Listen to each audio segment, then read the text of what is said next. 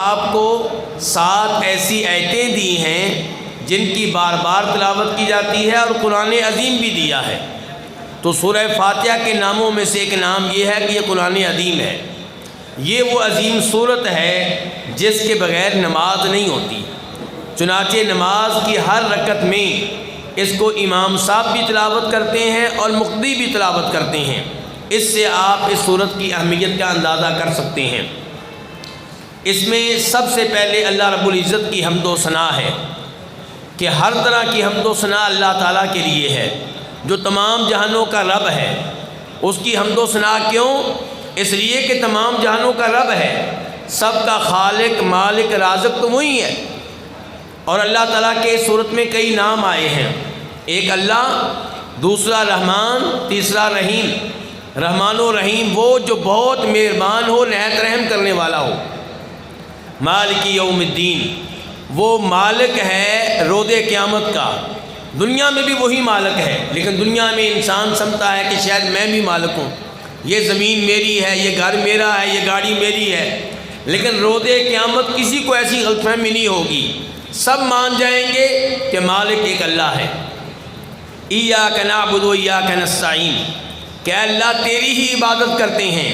اس سے پتہ چلا کہ اللہ تعالیٰ کے ساتھ عبادت میں کسی کو شریک کرنا جائز نہیں ہے، اور اے اللہ تجھی سے مدد مانگتے ہیں، یعنی کہ غیبی طاقتوں کا مالک سمجھ کر جب بھی مدد مانگیں گے تو اس سے مانگیں گے۔ اہدنا الصراط المستقیم، ہمیں سیدھا راستہ دکھا جو جنت میں لے کر جاتا ہے، اور یہ راستہ ان لوگوں کا جن پہ تو نے انعام کیا، انبیاء کرام علیہم الصلوۃ والسلام کا، شہداء کا، صحابہ کرام کا، وہ جن پہ انعام ہوا، جن پہ تیرا غضب نہیں ہوا، اور جو گمراہ نہیں ہے، جن پہ اللہ کا غضب نازل ہوا۔ یہ کون تھے؟ یہودی۔ اور جو گمراہ ہیں، جن کے پاس علم نہیں ہے، علم کی روشنی سے محروم ہے، وہ عام طور پہ کون ہوتے ہیں؟ عیسائی۔ تو مسلمان سورہ فاتحہ میں دعا کرتا ہے کہ مجھے نبیوں کے طریقے پہ چلا، مجھے صحابہ کرام کے طریقے پہ چلا، مجھے یہودیوں اور عیسائیوں کے طریقے پہ نہ چلا۔ تو اس سے پتہ چلا کہ ہمیں یہودیوں اور عیسائیوں کی عادتیں اپنانے سے بچنا چاہیے۔ اس کے بعد سورہ بقرہ ہے، یہ بھی بہت عظیم صورت ہے، جس کے بارے میں فرماتے ہیں نبی علیہ الصلوۃ والسلام کہ سورہ بقرہ کی تلاوت کیا کرو۔ سورہ بقرہ جو حاصل کر لے، جو اس کا حافظ بن جائے، جو اس کو سمجھ لے، اسے بڑی برکتیں ملیں گی۔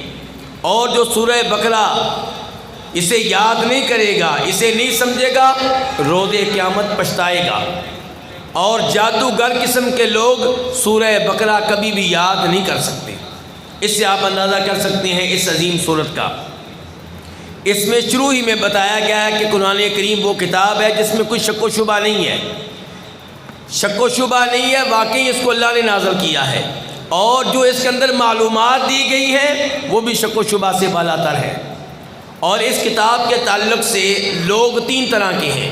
نمبر 1 وہ جنہوں نے اس سے ہدایت لی، جو اس پہ ایمان لائے، تو یہ لوگ وہ ہیں کہ اولئک علی ھدی من ربہم واولئک ھم المفلحون، یہ ہدایت کے اوپر ہیں اور ان کو فلاح ملے گی، کامیابی ملے گی۔ دوسرے نمبر پہ وہ لوگ ہیں جنہوں نے قرآن پہ ایمان لانے سے انکار کر دیا، نبی علیہ الصلوۃ والسلام پہ ایمان لانے سے انکار کر دیا، وَلَهُمْ عَذَابٌ أَلِيمٌ، ان کے لیے دردناک عذاب ہے۔ تیسرے نمبر پہ وہ ہیں جو ان دونوں کے درمیان میں ہیں، وہ کون ہے؟ منافق، اوپر سے کہتے ہیں ہم مسلمان ہیں، دل سے مسلمان نہیں ہیں۔ یہ ان تینوں گروہوں میں سے سب سے برے لوگ ہیں، اور ان کو اللہ نے جھوٹا قرار دیا، ان کو اللہ نے فسادی قرار دیا، اور بتایا کہ یہ مسلمانوں کا مذاق اڑاتے ہیں یہ کہہ کر کہ ہم بھی مسلمان ہیں، اور ان کی سزا یہ ہے کہ روز قیامت اللہ ان کا مذاق اڑائے گا۔ اور اللہ رب العزت نے بیان کیا ہے کہ یہ اللہ تعالیٰ کی قدرت سے بچ نہیں سکتے، یہ اللہ تعالیٰ کے کنٹرول میں ہے، اللہ کے عذاب سے باہر نہیں ہو سکتے۔ اس کے بعد قرآن کریم کا پہلا آرڈر وہ کیا ہے کہ عبادت کرنی ہے تو اپنے رب کی کرنی ہے۔ کیوں رب کی عبادت کیوں کرنی ہے؟ اس لیے کہ وہ تمہارا رب ہے، اس نے تمہیں پیدا کیا ہے، اس نے تمہیں پالا پوسا ہے، وہ تمہیں رزق دیتا ہے، وہ تمہارے امور کی تدبیر کرتا ہے۔ اور اس لیے بھی کہ وہ تمہارے آباء و اجداد کا بھی خالق تھا۔ جب تم اس کی عبادت کرو گے پھر تم تقوی اختیار کر لو گے، جہنم کی آگ سے بچ جاؤ گے۔ اس کی عبادت اس لیے بھی بنتی ہے کہ اس نے تمہارے لیے آسمان کو چھت بنایا، زمین کو بچھونا بنایا، اس کے ساتھ کسی اور کو شریک نہیں کرنا، کیونکہ جس کو بھی شریک کرو گے اس نے تمہارے لیے کچھ بھی نہیں کیا۔ توحید کے بعد نبوت و رسالت کا بیان کیا گیا ہے اور کتاب کا بیان کیا گیا ہے کہ یہ کتاب اللہ کی طرف سے ہے، یہ اللہ کا کلام ہے، یہ اللہ نے اپنے نبی پہ نازل کیا ہے۔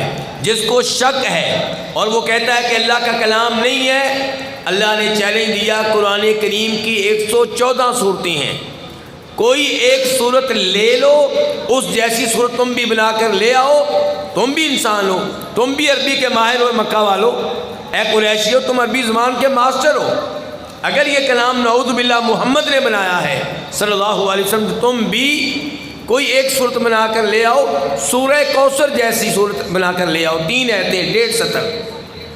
اللہ نے کہا کہ یہ کبھی بھی ایسا نہیں کر سکیں گے، تو فرمایا پھر جہنم کی آگ سے بچ جاؤ۔ تو یہاں پہ اللہ نے جہنم کا بھی تذکرہ کیا، جنت کا بھی، تو ایمان لانا ضروری ہے، جنت پہ بھی جہنم پہ بھی۔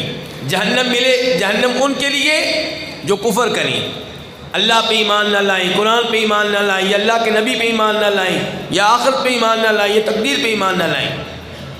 اور جنت ان کے لیے جو ایمان لائیں اور نیک اعمال بجا لائیں، اور یہ لوگ جنت میں ہمیشہ ہمیشہ رہیں گے۔ اس کے بعد اللہ تعالی نے کہا کہ میں قرآن کریم میں طرح طرح کی مثالیں بیان کرتا ہوں بات سمجھانے کے لیے، کبھی مچھر کی، کبھی مکھی کی، تو اس کے اوپر اعتراض کرنے کی ضرورت نہیں ہے، میری مرضی، میں جس چیز کی چاہوں مثال بیان کروں۔ اس کے بعد اللہ نے کہا کہ میں قرآن کریم کے ذریعے ہدایت دیتا ہوں، لیکن کئی لوگ گمراہ ہو جاتے ہیں۔ یہ کون ہوتے ہیں؟ جو فاسق ہوتے ہیں۔ فاسق کون ہے؟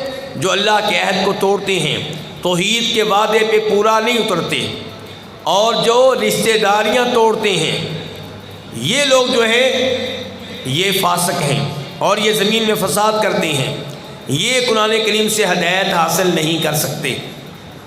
اس کے بعد اللہ نے بیان کیا کہ تم اللہ کا انکار کیسے کرتے ہو، تم کیسے کہتے ہو کہ میں اللہ کو نہیں مانتا، میں اللہ پہ ایمان نہیں لاتا، جبکہ اللہ نے تمہیں پیدا کیا، وہی تمہیں موت دے گا، وہی تمہیں دوبارہ زندہ کرے گا۔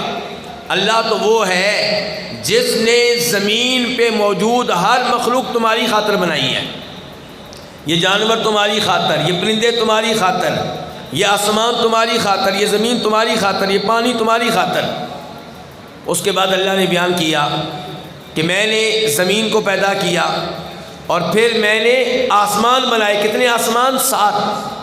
7 آسمان بنانے کے بعد اللہ رب العزت عرش کے اوپر چلے گئے۔ تو اللہ تعالیٰ عرش کے اوپر ہیں، ہر جگہ نہیں ہے، علم کے لحاظ سے، قدرت کے لحاظ سے ہر جگہ ہے۔ وَهُوَ بِكُلِّ شَيْءٍ عَلِيمٌ، علم کے لحاظ سے ہر چیز اللہ تعالیٰ کے علم میں ہے، اللہ کے علم سے باہر نہیں ہے۔ اس کے بعد اللہ نے بیان کیا کہ آدم علیہ السلام کو میں نے پیدا کیا، فرشتوں کو بتایا تو فرشتوں نے اس پہ اعتراض کیا کہ یا اللہ ان کو تو پیدا کرے گا جو زمین میں فساد کریں گے۔ تو اللہ تعالیٰ نے کہا کہ تم وہ نہیں جانتے جو میں جانتا ہوں۔ فرشتوں نے یہ بھی کہا تھا کہ یا اللہ ان کو تو کیوں پیدا کرے گا، ہم تیری تسبیح بھی بیان کرتے ہیں، تیری حمد و ثنا بھی بیان کرتے ہیں۔ تو اللہ نے آدم علیہ السلام کے فضائل بیان کیے۔ ایک تو ان کے پاس کئی ایسی چیزوں کا علم ہے جن چیزوں کا علم فرشتوں کے پاس بھی نہیں ہے۔ دوسرے نمبر پہ وہ اتنے عظیم ہیں کہ اللہ نے فرشتوں سے کہا کہ تم آدم علیہ السلام کو سجدہ کرو۔ تیسرے نمبر پہ اللہ نے ان کو جنت میں رہائش دی۔ اس سے آدم علیہ السلام کے فضائل کا علم ہوتا ہے۔ لیکن آدم علیہ السلام سے یہ کہا گیا تھا کہ جنت میں اس درخت کے قریب نہیں جانا، چلے گئے تو جنت سے محروم کر دیے گئے۔ تنبیہ ہے میرے لیے اور آپ کے لیے، اللہ کی نافرمانی کریں گے، اللہ کی بات نہیں مانیں گے تو کبھی کامیابی حاصل نہیں کر سکتے۔ وَلَكُمْ فِي الْأَرْضِ مُسْتَقَرٌّ، اللہ نے بیان کیا کہ آپ جنت سے اتر جاؤ، اب تم نے زمین پہ جانا ہے، زمین پہ رہنا ہے۔ اس سے پتہ چلا کہ وہ جنت جس میں آدم علیہ السلام رہتے تھے وہ آسمانوں کے اوپر تھی، وہ زمین کے اوپر نہیں تھی۔ آدم علیہ السلام کو اتار دیا گیا، اماں حوا کو بھی اتار دیا گیا، اور بتا دیا گیا کہ اے انسانوں تمہارے پاس ہدایت آئے گی، جو ہدایت کی پیروی کرے گا اسے روز قیامت کو ڈر نہیں ہوگا، کامیاب ہوگا، اور جو ہدایت کے اوپر نہیں چلے گا، نبیوں کی بات نہیں مانے گا، آسمانی کتابوں کی پیروی نہیں کرے گا، یہ ناکام ہوگا۔ اس کے بعد اللہ تعالیٰ نے آدم علیہ السلام کی توبہ قبول کی۔ کیسے قبول کی؟ اللہ نے آدم علیہ السلام کو وہ الفاظ سکھائے جن کے ذریعے آدم علیہ السلام نے اللہ سے معافی مانگی۔ وہ کیا الفاظ تھے؟ دوسری جگہ بیان کیا، ربنا ظلمنا انفسنا وان لم تغفر لنا وترحمنا لنکونن من الخاسرین۔ اس کے بعد بنی اسرائیل کا تذکرہ ہوتا ہے۔ بنی اسرائیل کون ہے؟ یعقوب علیہ السلام کی اولاد ہیں۔ ان میں جو پہلے نبی آئے وہ یوسف علیہ السلام ہیں، آخری نبی جو آئے وہ عیسیٰ علیہ السلام ہیں۔ اللہ نے ان کا تذکرہ تفصیل کے ساتھ کیا ہے، دوسرے سپارے کے آغاز تک بنی اسرائیل کا تذکرہ ہے۔ اللہ نے کیا کیا ان پہ انعامات کیے، انہوں نے کیا کیا نافرمانیاں کی، پھر اللہ نے ان کو کیا کیا سزائیں دیں، اس سب کا تفصیلی بیان ہے۔ اللہ نے ان سے کہا تھا کہ تم میرے عہد کو پورا کرو، میں تمہارے عہد کو پورا کروں گا، یعنی کہ میرے دین پہ عمل کرو، میرے نبیوں کی بات مانو، میں تمہیں دنیا میں بھی عزت دوں گا، آخرت میں بھی عزت دوں گا۔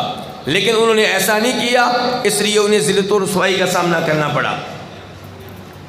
اس کے بعد اللہ نے کئی معجزات کا تذکرہ کیا ہے کہ جو اللہ تعالیٰ نے موسیٰ علیہ السلام کو دیے، بنی اسرائیل کو دیے۔ ان کے لیے پانی نکالا گیا، کہاں سے؟ پتھروں سے چشمے پھوٹ پڑے۔ ان کے لیے سمندر میں راستے بنائے گئے، ان کے لیے مان و سلوہ اتارا گیا، لیکن یہ اللہ رب العزت کا حق ادا نہیں کر سکے، انبیاء کرام علیہ السلام کی اطاعت کا حق ادا نہیں کر سکے۔ موسیٰ علیہ السلام کے ذریعے ان کو حکم دیا گیا تھا ایک گائے ذبح کرو، انہوں نے اس کے اوپر طرح طرح کے اعتراض کیے۔ اس سے مجھے اور آپ کو سبق ملتا ہے کہ جب حکم ملے آنکھیں بند کر کے عمل کرنا چاہیے، یہ نہیں پوچھنا چاہیے کیوں اللہ نے حکم کیوں دیا، مجھے پہلے مطمئن کرے پھر میں عمل کروں گا۔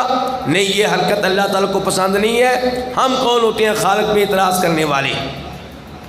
اس کے بعد اللہ تعالیٰ نے یہ بیان کیا کہ کئی لوگ ایسے ہوتے ہیں جن کے دل اتنے سخت ہوتے ہیں کہ پتھروں سے بھی زیادہ سخت ہو جاتی ہیں، تو اس چیز سے اللہ کی پناہ مانگنی چاہیے اور ایسے امور کا مطالعہ کرنا چاہیے، قرآن کا مطالعہ کرنا چاہیے، حدیث کا مطالعہ کرنا چاہیے، جن کو سن کر ہمارا دل جو ہے وہ نرم ہو جائے۔ اس کے بعد اللہ نے بیان کیا کہ تورات بھی اللہ کا کلام ہے اور یہ اللہ کے کلام کا یہ لوگ حق ادا نہیں کر سکے، اور انہوں نے یہ بھی دعویٰ کیا کہ ہم جہنم میں نہیں جائیں گے۔ یہودی کہتے ہیں ہم جہنم میں نہیں جائیں گے، گئے بھی تو چند دنوں کے لیے جائیں گے۔ اللہ نے اس معاملے میں ان کو جھوٹا قرار دیا اور بیان کیا کہ جنت کسی کی وراثت نہیں ہے، جو ایمان لائے گا، نیک اعمال بجا لائے گا، وہ جنت میں جائے گا، اور جو کفر کرے گا، چاہے محمد رسول اللہ صلی اللہ علیہ وسلم کے ساتھ کفر ہو، وہ جنت میں نہیں جا سکے گا۔ موسیٰ علیہ السلام کو تم نے مان لیا، عیسیٰ علیہ السلام کو نہیں مانا، محمد رسول اللہ کو نہیں مانا، تم جنت میں نہیں جا سکو گے۔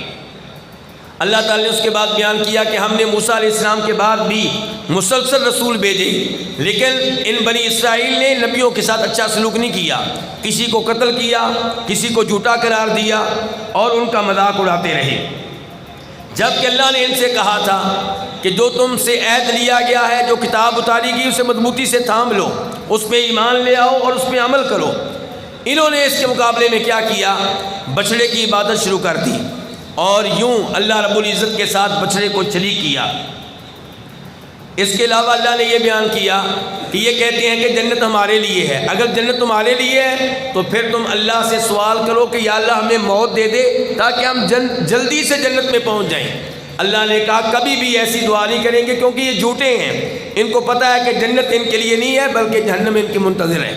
اس کے بعد اللہ نے بیان کیا کہ سلیمان علیہ السلام جادوگر نہیں تھے، بلکہ ان کے بارے میں یہ سوچنا کہ جادو کے بلبوتے پہ انہوں نے حکومت کی ہے، یہ غلط سوچ ہے۔ جادو تو کفر ہے، یہ سلیمان علیہ السلام نہیں کر سکتے۔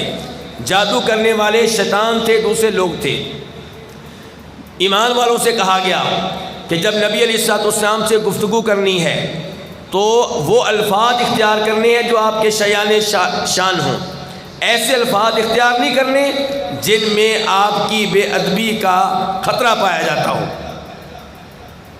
اس کے بعد بیان کیا گیا کہ بہت سے اہل کتاب یہودی اور عیسائی چاہتے ہیں کہ مسلمان دین اسلام سے محروم ہو جائیں، توحید سے محروم ہو جائیں، قرآن کی نعمت سے محروم ہو جائیں، یہ بھی کفر کے اوپر آ جائیں، تو اللہ تعالیٰ نے مسلمانوں کو خبردار کیا کہ تم نے ان کی اطاعت نہیں کرنی۔ یہودیوں اور عیسائیوں نے کہا تھا کہ جنت میں یا یہودی جا سکیں گے یا عیسائی، اللہ نے کہا یہ تمہاری بھول ہے، یہ تمہاری آرزو تو ہو سکتی ہے، یہ حقیقت نہیں ہے۔ اللہ نے بیان کیا کہ ان کے آپس میں رویہ کیا ہے، یہودی کہتے ہیں کہ عیسائی غلط ہیں، عیسائی کہتے ہیں کہ یہودی غلط ہیں۔ اللہ تعالیٰ نے کہا اہل مکہ بھی غلط، یہ دونوں غلط، اور درست کون ہے؟ مسلمان۔ پھر اللہ نے بیان کیا کہ اس سے بڑا ظالم کوئی نہیں ہے جو اللہ کی مساجد بنانے سے روکے یا اللہ کی مساجد میں آنے سے روکے۔ اللہ کی مساجد کو آباد کرنا چاہیے، اس میں رکاوٹیں نہیں ڈالنی چاہیے۔ قبلہ جو ہے وہ بیت اللہ ہے، لیکن جب قبلہ معلوم نہ ہو رہا ہو تو جدھر آپ کو پتہ چلے کہ ادھر قبلہ ہے ادھر منہ کر کے آپ نماز پڑھ سکتے ہیں۔ حالت سفر میں نفلی نماز بھی جدھر آپ کی گاڑی کا رخ ہو، آپ کی اونٹنی کا رخ ہو، ادھر منہ کر کے آپ پڑھ سکتے ہیں، اس میں کوئی حرج نہیں ہے۔ اللہ نے بیان کیا یہودی اور عیسائی کبھی بھی آپ لوگوں کے اوپر راضی نہیں ہوں گے، یہ تب راضی ہوں گے جب آپ دین اسلام چھوڑ دیں اور یہودی اور عیسائی بن جائیں۔ تو اس لیے اللہ نے مسلمانوں کو خبردار کیا کہ ان کی بات نہیں ماننی ورنہ تمہارے پلے کچھ نہیں رہے گا۔ بتایا گیا کہ روز قیامت کوئی چیز کام نہیں آئے گی، ایمان کام آئے گا، نیک اعمال کام آئیں گے۔ اگر کوئی ایمان لے کر نہیں آئے گا، کفر و شرک کرے گا، اس کے پاس جتنا بھی مال ہو بچ نہیں سکے گا، کوئی بھی سفارش اس کے کام نہیں آ سکے گی۔ ابراہیم علیہ السلام کو اللہ نے طرح طرح کی آزمائشوں کے ساتھ آزمایا، انہیں آگ میں پھینکا گیا، قبول کیا، بیٹے کو ذبح کرنے کا حکم دیا گیا، چھری چلا دی، اللہ نے ان کو کامیاب انسان قرار دیا اور لوگوں کا پیشوا اور امام قرار دیا۔ اس سے پتہ چلا کہ آزمائشیں آئیں تو صبر کرنا چاہیے۔ پھر اللہ نے بیان کیا کہ بیت اللہ تعمیر کرنے والے کون تھے؟ ابراہیم علیہ السلام اور ان کے بیٹے اسماعیل علیہ السلام، دونوں بیت اللہ بنا رہے تھے اور یہ دعائیں کر رہے تھے کہ یا اللہ ہماری یہ نیکی قبول فرما۔ اس سے پتہ چلا کہ آپ جتنے بھی عظیم ہوں، جتنی بھی نمازیں پڑھیں، جتنی بھی اللہ کی راہ میں مال خرچ کریں، اللہ سے دعا بھی کریں کہ یا اللہ قبول کر لے، کیونکہ ہمارے عمل میں کوئی نہ کوئی کمی کوتاہی رہ جاتی ہے۔ اس کے بعد بیان کیا گیا کہ ابراہیم علیہ السلام، یعقوب علیہ السلام جیسے عظیم نبی اپنی اولاد کو یہ وصیت کر کے گئے کہ دین اسلام کو نہیں چھوڑنا، توحید کو نہیں چھوڑنا۔ اس کے بعد اللہ نے کہا کہ آپ لوگ اللہ پہ بھی ایمان لائیں، پرانی کتابوں پہ بھی ایمان لائیں اور قرآن پہ بھی ایمان لائیں، پھر آپ کامیاب ہوں گے، ورنہ آپ کامیاب نہیں ہوں گے۔ تو یہ پہلے سپارے کے چند مضامین تھے۔ اللہ رب العزت سے دعا ہے کہ اللہ تعالی ہمیں قرآن کریم سے ہدایت لینے کی اور روشنی لینے کی توفیق عنایت فرمائے اور ہر طرح کی گمراہیوں سے محفوظ رکھے۔ وآخر دعوانا ان الحمد للہ رب العالمین۔